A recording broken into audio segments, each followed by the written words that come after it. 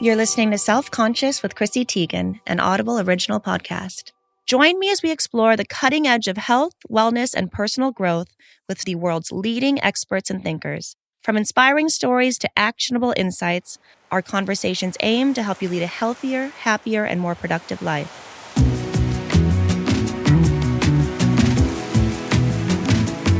Four years ago, I decided to stop drinking. It wasn't just about the hangovers or the embarrassing moments. It was about wanting to be more present, more in control of my life, and more connected to the things that truly matter. I realized that drinking wasn't serving me anymore. It was holding me back. The book that really inspired me to take this step was Quit Like a Woman by Whitaker. The powerful memoir and recovery manifesto challenged the way that we think about alcohol and addiction, especially for women. Through her raw and honest storytelling, Holly shed light on the deeply ingrained cultural norms that glorify drinking and often leave us trapped in destructive patterns. For 2 years, I didn't have a drop. I remember how proud I was when I hit a month, 6 months, and eventually a year. But then I started drinking again. There was no big dramatic moment.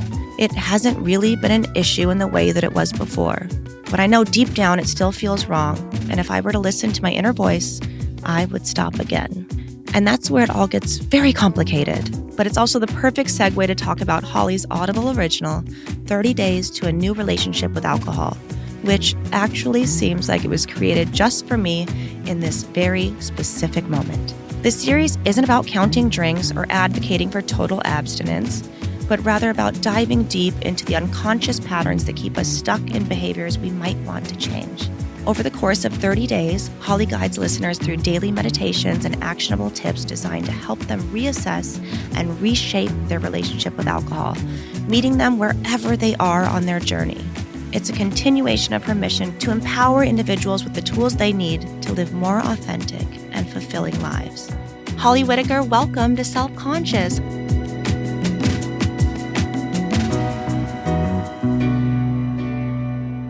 I loved the initial journey of being sober. Yeah. And it felt very big and it felt almost like exciting and fun. Totally.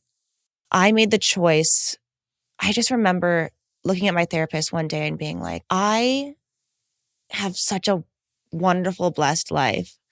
And it kills me that I can't have an Aperol spritz or something if we're in Italy. Yeah. And, John drinks and he's very mindful with it though. And it doesn't at all do to him what it does to me. But I was like, we get to do all these amazing things. Like, why can't I have a drink? So we talked about it for months. And I had this plan that I was going to have my drink and I was going to talk about it after. This is after over a year of being sober. I was sober for a year and then I got pregnant, so sober. And then we talked about it and I was telling him my plan to go back to it and how I would do it really carefully and mindfully. And was he scared? No, he was more happy that I was honest about it because I really don't like disappointing people. I was scared to even tell you, and I haven't even told the world yet. I haven't jumped on Instagram or anything. And I do feel like I should because I shared that journey of that. Oh, this is such a great, yeah. And it sucks to not be able to, well, I guess I can, but I have a really hard time disappointing people. Yeah. And you're going to disappoint people. You haven't even said, but what are you saying? Can you say what you're saying? Well, I'm drinking again. Even in those therapy sessions, I couldn't look at my therapist during it. I put a blanket fully over my head and I said it in the way that I had similarly said to him years ago. I did drugs. I can't look someone in the eye and say it. Even now, I can't look you in the eye and say that I did it or that I went back to it. That's a childhood thing. It's just really hard for me to disappoint people, right? Yeah. To make people feel ashamed of you. Yes. Yeah. I always wanted to be really perfect growing up to everybody. And it's still so it really feels really shameful when you say, shameful. Holly, after I went out on Instagram and I told everybody that I wasn't drinking and now I'm drinking again and now you're in this podcast in my home about this other book that you're writing and I'm drinking again. I bet you felt like shit about that, right? Yeah. Okay. But knowing that I can, and still knowing that I'm not having fun with it. But let's stick with this part, right? So I think it's so beautiful. It's thank you for saying it and saying it. You don't seem like you're just doing, you're doing something you did. You're just talking about something that you did, which actually, it really isn't tied to good or bad. Like, you know that, right? People that are sober aren't better than people that aren't sober. People that don't drink aren't better than people that drink. The sober version of you isn't better than the version of you that's drinking right now, or the version that was like drinking before. First thing I want to acknowledge is thank you for using this to like this discussion and like using your own natural course of like, which by the way reflects everyone else's natural course. You know that? Like, it's just not even unique at all. It's like an experience that a lot of people secretly have because they're so proud. You had this version of you that felt respectable, more respectable maybe, or like maybe more together. And now you're not that. And maybe you helped people get, like, there's all sorts of stuff that are tied into it. So I fully understand it. And I want to, like, the first thing I want to say is like, great, you're doing what, 95% of people that have a complicated relationship with alcohol do. And it is so hard to come out about that second part, right? Like the second part, not the first part. Yeah, it was so exciting and so cool to me. And now I'm like, well, I messed up. Like in my mind, I messed up. I went back. And like, what am I going to say again? Like, it's not even exciting to get sober again. And like one of the things that really launched me was the excitement of it. Totally. And I'm going to make this big change. And now there's no like big exciting change. It's like, oh, I'll try it again. So I think there's a couple of things here first. Like, and the shame piece is really a big piece of this, right? Because it's tied into so much else. And I've been researching shame recently, and I love this concept. It's the difference between shame is just the difference between the ideas that we have of ourselves and who we're supposed to be and what we actually are, right? And so it's this like falling short of who we think we're supposed to be. And so there's this idea that you have that you're supposed to be perfect and just never drink. Like, you made this one decision that was on the heels of a very different relationship with alcohol and a very different version of you. And like having come out, I know a little bit of your story from Instagram. I don't know a ton, but I do know that you've just been through something horrible. And that this was like, this was a real thing that you experienced and a real true healing. And no one ever said, now you've signed your name in blood here and you can never change your mind. And that you'll be failing this commitment you made, 5 years ago?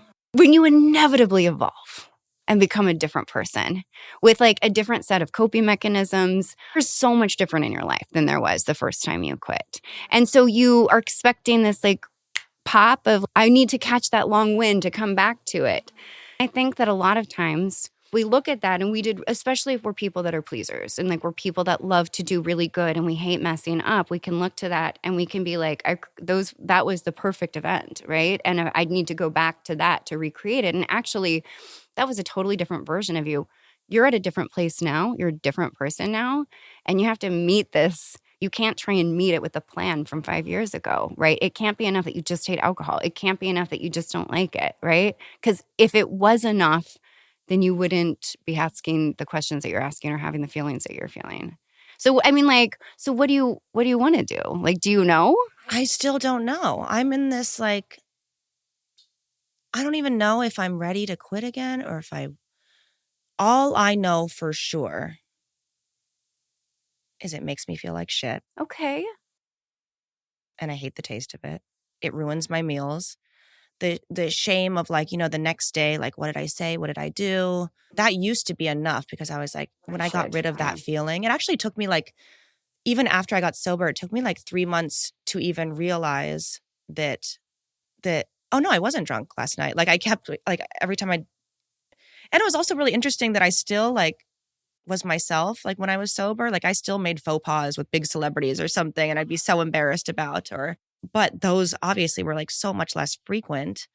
And it was weird to even come to terms with that feeling that like, oh no, I wasn't drinking last night. I'm okay. I didn't do anything dumb. Yeah. That took me a long time to realize. But yeah, just not having that feeling after waking up of shame. It's really, yeah, I know, it's shame is the big word. Shame is the big word. Yeah, for sure. And so do you, I guess here's the question. Is shame the bigger problem than the drinking right now? Probably, yeah. Sounds like it. Yeah. Okay. Alcohol sucks, man. It really does. And also it's everywhere. It's so everywhere. And it's so tied to what we do. The best like, ideas of our lives, right? Like the best moments. Like I just have, like pretty crippling anxiety. And so when we were going out to big events and stuff and seeing all these cute moments that people think are so funny, all these memes of me passed out at the Oscars, alcohol, making my cry face when John won a Golden Globe, drunk, wasted. And I drank a lot for those events. I realized like it was because it was in a room full of people. I didn't. Well, so this gets me to where I want to go to. So I think so there's two things with this, right? I think the first is like, it feels like right now your bigger issue is dealing with the shame, right? And the shame probably makes you want to drink, or it makes it harder to navigate the clear, direct relationship with it, right? And so I think like you can give yourself a little pass here and be like, I don't have to solve alcohol today, right? But maybe I'm going to look over here at how shame is showing up and I don't know, question that and work with that. I think that's a really big piece. And I think that that's a really big growth up. We're not trying to be perfect. You're not trying to achieve sainthood. But a lot of it gets conflated with that, right? Right now, you're in this like classic bind of you did something that was really important for your health and your well-being and a lot of other people's health and well-being. My friend Greta always says that I enacted a mass healing. You enacted a mass healing by sharing my work and sharing your story. You really did. You changed a lot of people's lives by that. And I know because I get a lot of their letters and people still come up to me and say, I found your book because of Chrissy T again, 500,000 copies have been sold. And you've saved a lot of lives, right? And so I think there's this really big, beautiful thing that you did, right? And you also made these really honest and raw choices and were very vulnerable with the public. And that's just such a beautiful thing. You were very generous with your story, right? And you don't owe anything to that. I do feel like I do owe it to people too. What do you think you owe them? I will have a glass of wine at a restaurant and I'll look around and I'll see people. In my mind, they're like, oh, she's drinking again. Yeah, they probably for sure. Yeah. Take my team out to dinner or something. They'll be like, oh, miss, we have like a mocktail list for you. And I look at them. Oh my God. And when I look at them, because they've heard, and I look at them and I say, oh no, I'm drinking again. And it's like a gut punch to myself. You have to fucking disappoint the people that are at the restaurants. Oh, yeah. That's so much pressure. I think it will help for this to come out and for me to admit to this. Because right now it's just all on me. And it just feels like this big burden on me and this big secret. Nothing has ever gone right in my life if I weren't fully transparent with people about something. And I know that people are going to be really kind about it and they will extend to me a lot of grace because this is how it works, right? There's like ebbs and flows and yeah, it's my big shameful secret. It is your big shameful secret. But I also want to draw this back to this is about you. But I was able to quit when it wasn't about me. That's the problem. But it has to be eventually about you. I know. It's almost like I have to psych myself into think it's for something else again. Or it's for them. Yeah. Yeah. I'd rather do it for them than me, which is a whole nother therapy session. Totally. I mean, I have like a sobriety app that still is taunting you with the days that are not, that don't exist. Who gives a shit, right? You've done 4 years. Congratulations. It launches confetti. And your heart is just broken because you're not measuring up to that. And I let it keep going. I haven't deleted it. I'm like, why don't I delete it? I think like I'm punishing myself. And I think that when I look at it, I'm like, hopefully like I'll get mad enough to stop again maybe. It'll congratulate me and it'll say like, how did you do today? And you're supposed to check in with it. And I just swipe up and let it say this stuff to me. And it's so frustrating. And I can't believe I even let it do this to me all the time. But I'm hoping that deep down that it'll just finally get to me and I'll break and I'll be like, I'm going to do it again. I'm going to go sober again. But then I also know that like, if I get sober again, it's probably not going to be my last drink. I can see that I'll go sober again. Yeah, maybe for a year.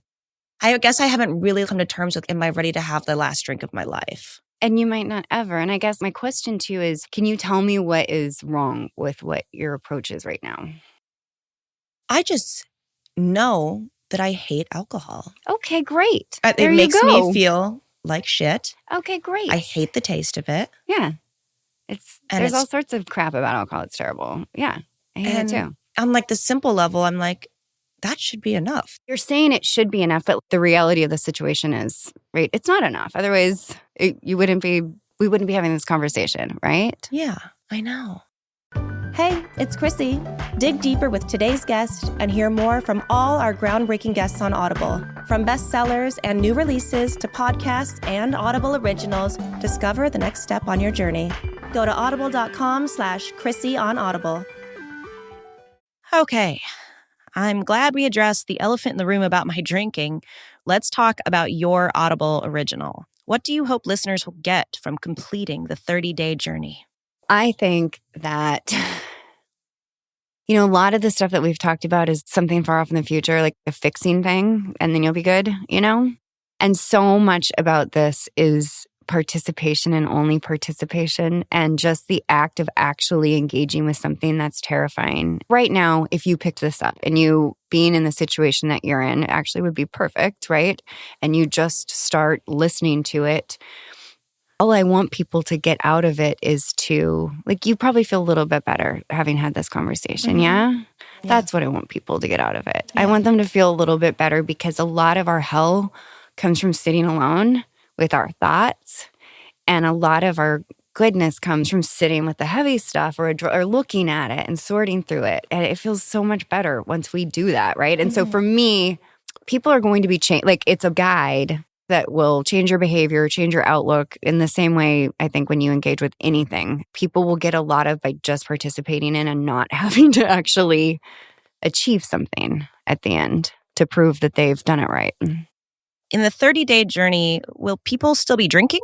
I don't care. The point of it is not to police people's behavior around drinking. We have so much of that going on already. It is really, like I said, I hope people just use it. It is written in a way. I have used stays and affirmations like this for years with people to help them change their behavior. And it is one of those things where it literally is like, we're going to talk about everything else but the shitty thing, you know? So you get to actually engage and experience some kind of shift and change, but it's not the grueling, you know, the scary, crappy stuff. You remind me of my therapist when I first actually told him that I was drinking again. And I expected this big, huge reaction. I expected him to be so bummed out and so mad at me. And he was just like, I don't care. Okay. Well, I mean, people, imagine, I have a lot of friends that go in and out, or I just have had so many people break to me over the years that they're drinking again. And I'm like, I love you so much. And I actually now even tell people, hey, if you read my book and you change your relationship with alcohol, just know I don't care. I really care about your well-being, and I hope that you get something about this, but I don't give a shit whether or not you drink or don't. It's not up to me, buddy, you know? So, yeah.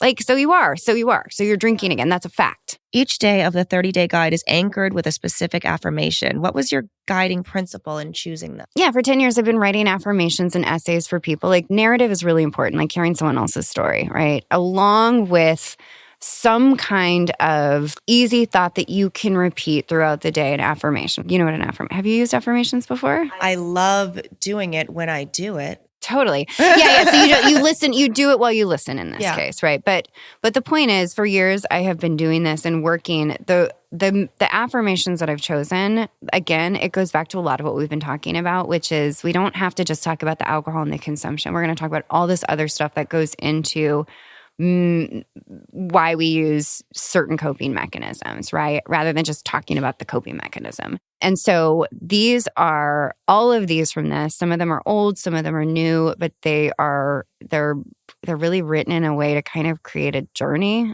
You know, the first affirmation is, I'm willing to start before I'm ready. And we talk about the importance of starting things before we feel like we're ready, right? But maybe not too soon, right? But starting before we're ready. So that gets us into it. And then we start moving through just really key and core concepts about trusting the process, seeing challenges as, not obstacles, but just the path that you're on. But really, each of the affirmations are built in order to kind of day over day give the listener a chance to, I think, there's a ton of repetition involved. Gives them a chance to go out into the world, practice the affirmations, and also be changed by them, and then come back the next day and find something that's maybe complementary to what they were practicing the day before or furthers that lesson. So they're built on each other, right? And so One of them might be, how we recover is no one else's business. So that's one of them. And it's, all about like what other people's opinions are of the substances or whatever it is that I'm doing with my body is like, it's not their business, right? It's this reclamation. Well, what does that have to do? It has to do with boundaries. So the next day we stay on boundaries and we work with what other kind of boundaries we can extend into. And again, this is not about drinking, how much you're putting into your body. It's about all the stuff that kind of goes around that. For me, one of the most interesting parts of the Audible original is day 9, which begins with the mantra that our behaviors make sense. Can you unpack what that means and that our addictions are actually useful? People do things because they benefit them. And what I've heard from you so far is you've said that it turns it down, it makes it softer just a little bit, makes your life easier. That's lovely, right? I'm assuming there are many, many different things that you could come up with that are the reasons that you're using alcohol or the reasons that you haven't made the change that you think you're supposed to change, right? But all of these things start to kind of normalize and help us to actually get in touch with, well, it does this for me. It helps with my social anxiety when I'm in a crazy situation. Maybe it helps you unwind. Maybe it helps you be more, when you have to be on, you have to perform, all the time. So it helps you live your life. There's things about it that are very beneficial to you. And we discount that because a lot of times we think, well, that's just reinforcing it and making it okay. And like, it is okay. You're using this. And when you look at it, like when we like, kind of can inhabit like our adult self in this, we're not just like coming from this place of like, oh shit, I need to fix this. But like, well, I'm curious. Why am I doing that? What does it do for me? It does these things. Do I want to get it from this source? Is alcohol the source I want to be providing this? Or could I get this? Or maybe could I do some different things to change how, anxious I get before? Could I do something to offset the anxiety, right? Yeah. So you understand all the reasons you're using it. You decide, is this the tool I want to use? Because there's also negative things that are associated with it. And how else might I achieve turning the volume down? And turning the volume down might be, getting deep with some of the shame stuff and like casting it off. Discuss with me the importance of self-compassion in this process. I was just talking about self-compassion with my friend this morning because I've been really, really fucking hard on myself recently. We can so easily extend it to others. Like, it's so clear to me that I have so much compassion for people being fucked up, but not for myself. It's very hard for me. Yeah. Thank you for saying that. But anyway, I feel like self-compassion is one of these things we are just so mean to ourselves. What you just told me is really mean. It's just, we're so fucking mean to ourselves. And I feel like not everything is, always a thing to be working on. I'm really tired of always being in process. I'm sure you are too. And I don't want to just be a thing that I'm always working on. But I feel like self-compassion is one of those things that like, I don't think I'm ever going to get it, And I think that's okay. And I think that the path to really giving ourselves, I see you too. I see how you love people. And you're actually like, you are a very generous, inclusive, forgiving person. That's your spirit. You love people, right? It is. It's really hard to give to ourselves. And I think like for people like us, I think a lot of people end up, with addictions that are very sensitive people. So tell me what a sloth break is and why is it important that we take them? That's such a good question. Thanks for asking. For me, like it goes back to like a really good example is back when I was drinking. I would love hangover days because I would just stay in bed, get stoned, eat all the food, like just fuck off all weekend. And I am a type A, always doing, the only time I ever gave myself a break was when I was like self-induced sickness. And I missed hangovers because of that. One of the hardest things that you can tell someone to do. So I've built this into a lot of the processes I've done with clients for years of just like in the middle of our process, we just completely check out. We take a day where we do nothing. You really try to go hardcore and like maybe not even brush your teeth and stay like it's just total sloth, right? Like just allowing yourself to completely let your nervous system replenish, right? And I love that you give permission to people to do that because some of us need permission. You need permission and you need someone sometimes to really like, I work one-on-one with clients sometimes and I'm just like, you really have to like call in sick to work and you really have to stay in bed all day. Like you really have to do that, Can't even fathom it. I'm so excited for my sloth break. Let's talk about this idea of being willing to disappoint people. this is a big one for me. You say that what I think I owe to people and what I actually owe to people are two different things. Explain to me what this means, as well as the importance of actually disappointing people. Yeah. I mean, I think like kind of just off of what I was just saying about the impossibility of living today, right? It's impossible. There's no way, right? That we are going to be people that don't disappoint people and also have full lives, right? I think like I was just talking about this because the affirmation is I'm willing to disappoint people. And it really, like I just said, like I don't disappoint myself, I disappoint other people, right? Not as I'm a really good friend and community member, but I mean in this sense of like in those situations where you're making a choice that's totally letting you down and you're making it to not disappoint someone. We naturally let people down by drinking again, by not living up to someone's standards, by not returning a phone call, by not remembering a birthday, by not showing up in the way we, by like you could do everything right and you're still going to disappoint people, right? It comes back to the self-compassion piece.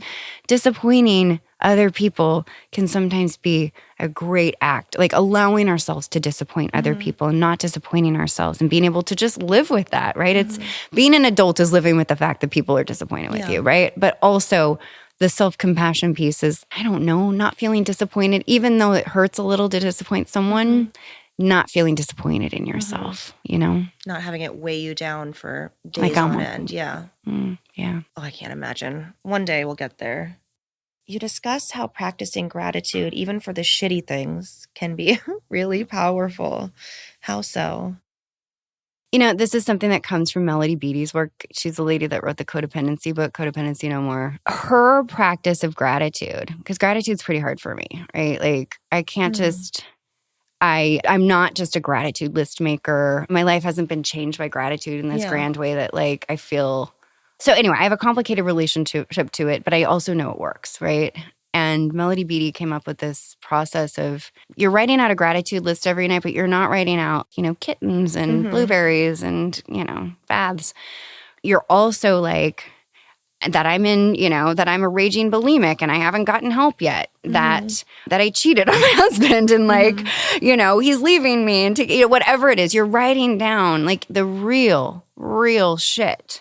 Of stuff you're not grateful for, stuff you wish was not happening. And Melody Beattie draws a distinction, right? I believe she lost a son, right? And she is very clear that, like, it's not about being great. Like, it's not that bullshit, be grateful for everything. Yeah. You're not, I'm grateful someone got hurt, right? But you're using it as a way to bring in the stuff you really don't want to be facing because you don't know. Yeah. You don't know.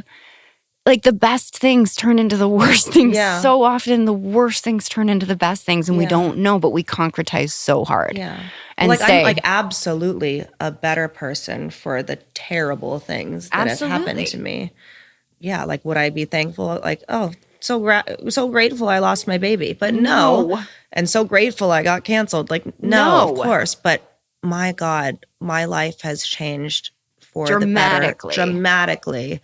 The levels of empathy I have for people, like the different treatments and programs that I've gotten to go through with like mental health wise, and the way I think and operate and the way I move is so vastly different. And that I would never want it to happen again, but I would have.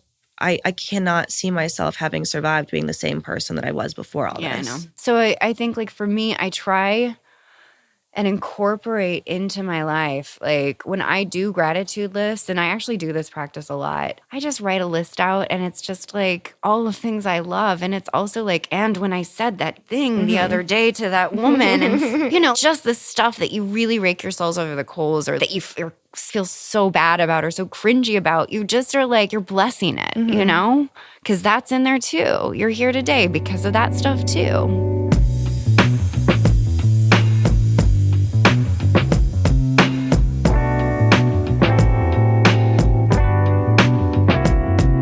And now for the Toolkit. Each episode, our guests distill their expertise into practical and actionable insights. Today, Holly Whitaker shares an essential breathing exercise for managing a craving.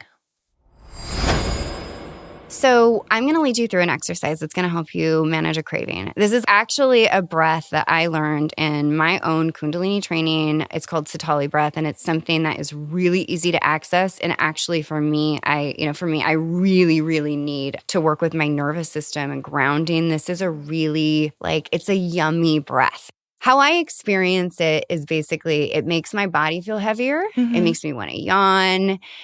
It kicks off my parasympathetic nervous system. I think all breathing does it, all intentional breathing does. But this specifically is a breath that I use to essentially trigger the same kind of release that I get if I am using something to take the edge off, right? And so you're going to use this when you are having that sense of feeling like I might punch my fist through a window if I don't get it, whatever it is. That strong sense of I need to turn it off now. Even the acknowledgement that you have a craving is so big, because I find so often that I don't acknowledge that time. It's like I want a drink and I'm having that drink. Totally, you don't. And that pause, that space is so big. It's so big. It is, because it gives you a second to actually make a choice. Yes. Even if the choice is the same one you were going to make automatically. Yes. Yeah.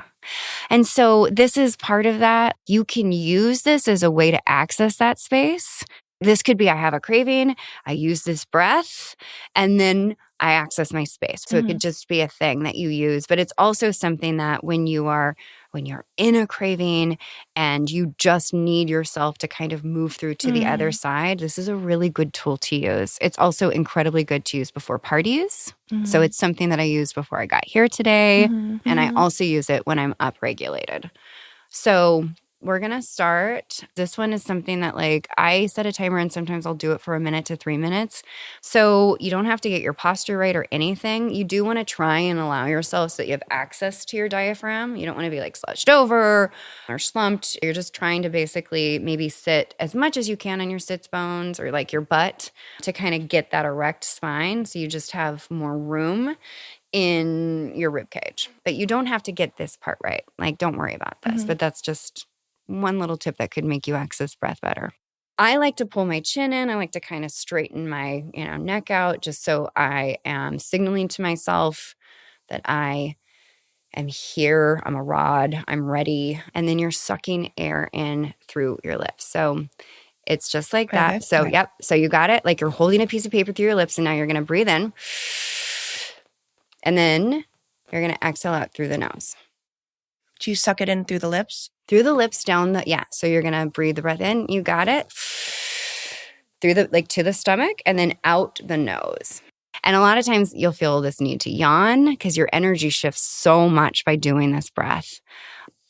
So you've just done 5 rounds. Maybe do one more. Again, it's just pulling the air in through pursed lips, down the back of the throat, into the belly, and then breathing out through the nose. So how do you feel? Good. That feels way better than the normal breathing. I find myself very shaky in the meditation type breathing. Yeah. It's like I'm breathing and here's me inhaling and here's me. But I like that. It's more of it's really a job. Subtle, and it's the way the breath is coming in. It's a cooling breath. Yeah. And it's the way you're bringing it, drawing it over the tongue. Your body receives it as this it's loosener. Different. It's very activating. Yeah.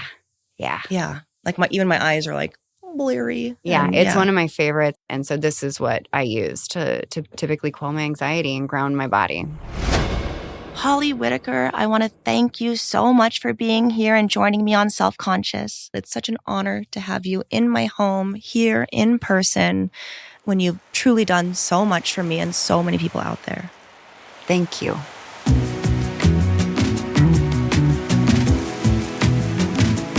Holly Whitaker's 30 Days to a New Relationship with Alcohol is available on Audible. Until then, tune in, turn on, and feel better. This is Chrissy Teigen, and you've been listening to Self-Conscious, an Audible original podcast.